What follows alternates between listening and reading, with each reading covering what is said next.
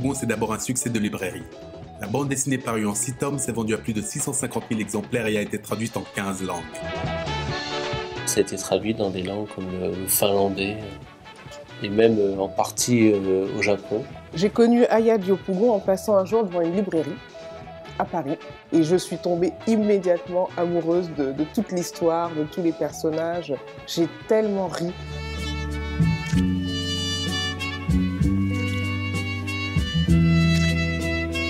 Ce qui m'a suivi lui, c'était de raconter l'Afrique autrement.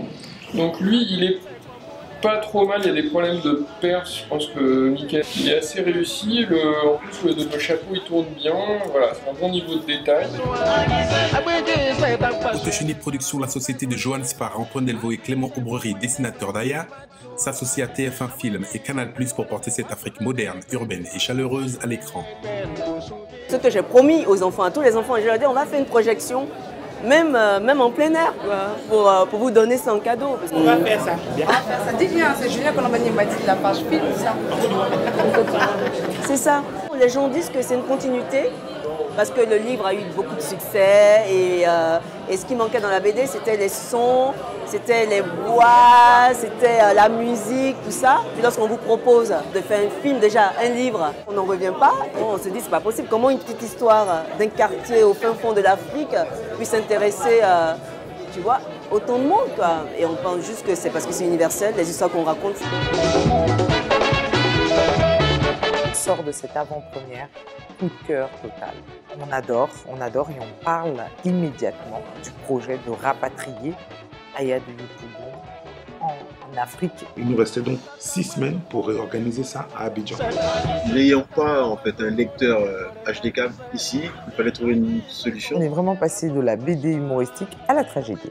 Le stress était toujours là parce que nous attendions déjà tous nos invités. Surtout, on avait convié tous les sponsors qu'on comptait solliciter pour nous accompagner sur la suite. Voilà une distributrice qui, pour une fois, faisait fi des difficultés et essayait par tous les moyens de montrer le film. Le plan qui avait été prévu pour le rapatriement, on va dire, d'Aya Yopougon en Afrique, c'était davantage qu'une simple projection cinématographique. Il fallait qu'on fasse plus parce que quelque part, Marguerite avait redoré le blason de la Côte d'Ivoire. Là, c'était vraiment un vrai parti pris de ne pas montrer tout le côté négatif. Ce qu'on avait envie de faire, c'est créer un moment de partage. Il y avait certes pas de salle ou peu de salles, mais on avait fait notre travail et on savait qu'il y avait des prestataires capables de faire descendre le cinéma dans les rues.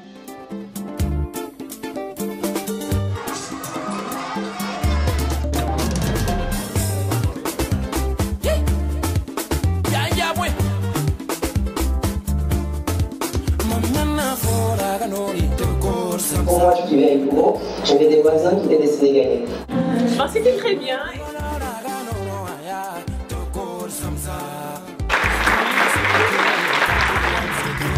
Mario Mosalo de Bolinga ba mama mobokoli basuka yote lelo makambo lobi makambo na lembi lelo bitumba lobi kosona na baye na boyi kobebisa nzoto na manzaka na lembi Mario na lembi Mario na baye. Je suis ravie que la jeune fille de Yop revienne sur grand écran. Elle est partie un peu se promener en France. Ça a été vraiment une formidable aventure, Aya Yopougon. Ça nous a permis d'aller à la rencontre en fait, du public à Abidjan et puis dans le pays profond, comme on dit chez nous. Cette surprise de voir toutes ces populations-là venir regarder en plein air, en cinéma poussière en fait, ce film-là, ensemble, je pense qu'on a eu une très belle aventure autant en Côte d'Ivoire que dans quelques pays francophones. Moi je vous souhaite une bonne projection, profitez-en bien, c'est avec le cœur qu'on vous l'amène ici. La famille à Mario Bakanisaka, Mario a Je voudrais remercier donc la remercier pour avoir pensé à Yopougon. Ça c'était l'origine, le bon vent à Aya de Yopougon. Bienvenue à Yopougon, un quartier populaire d'Abidjan que nous avons baptisé Yop City pour faire comme dans film américain. Je ne pouvais pas faire un livre ou un film sans mettre ce langage qui fait partie du quotidien des Africains. Le Nushi s'exporte partout en bas, même à Paris. Je sais qu'aujourd'hui, les jeunes, ils disent Mogo, ils disent Gaou. Boya, c'est la capitale de la Côte d'Ivoire. C'est Boy. Boy, il y a tout ici. Il y a Joligo, il y a tout à Yopougon. Yopougon, c'est la base, c'est le State. Ici, là, c'est la jungle. C'est à Los Angeles, c'est ici. C'est ici que Boy. Donc la cloche. Et Bintou, la go choc, une grande gazeuse. Bintou, et toi, j'adore cette chanson. Tu es trop forte en solutionnage rapide. Oui, ma vie, c'était quoi? Les boîtes de nuit, sorties matin. Tu te lèves à 7, 8 heures, tu te mets là sur la route, tu attends qu'un mec passe là, peut-être une voiture. C'est le ton truculent qui est là, c'est... Mais oui, c'est ce langage.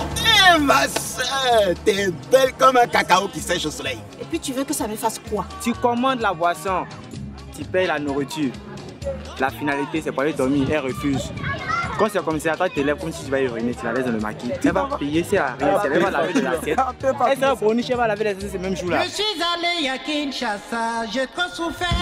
Je suis allé à Libreville, j'ai trop souffert. Je suis allé à Bangui. Tu es né vendredi, non? Non, même pas. Moi, je suis ébriée, moi. Non, mais tu es né un jour quand même. Oui, je suis né. De retour à N'Djamena, ma capitale. Les jaloux saboteurs aux yeux de crocodile veulent mon échec, me souhaitent la misère. Et voilà mon problème.